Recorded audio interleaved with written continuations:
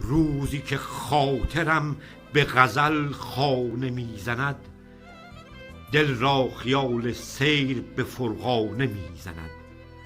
این آیه های عشق که خوانم برابرد، با شوق عشق راه به افسانه میزند. گستر حضور خوب غزل راز لطف خود، جایی که یار قهقه مستانه میزند. نوری که از رخت برسد در هوای عشق، جان را چو شمع با پر پروانه میزند. استاده‌ای به نخوت زیباییت چو شاه، بر این گدا نگاه تو شاهانه میزند.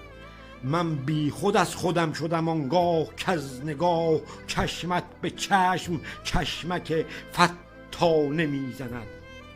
مرغ دل خیال دلم دل دریده شد، از بس که در عبث به دلت لانه میزند. ما را عنایت تو کند جان و دل خراب، چون طبع جان به شاهد جانانه میزند. مستوری از خیال بگیرم به سرد هم سودای دیده کز دل دیوانه میزند. دستت به لطف عشق کند طبع من بلند، وقتی دلم به دیدن تو چانه میزند. شب تا سحر حضور معطر که گستری، دست خیال زلف تو را شانه میزند. سودای عشق روی تو در خاطرات من، بر دل غریو و نعره یارانه میزند.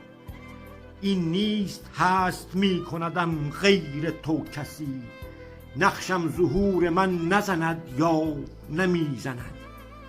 گیریم حال سرخوشیم را کسی برد، بردم ز توست چون ره میخانه میزند.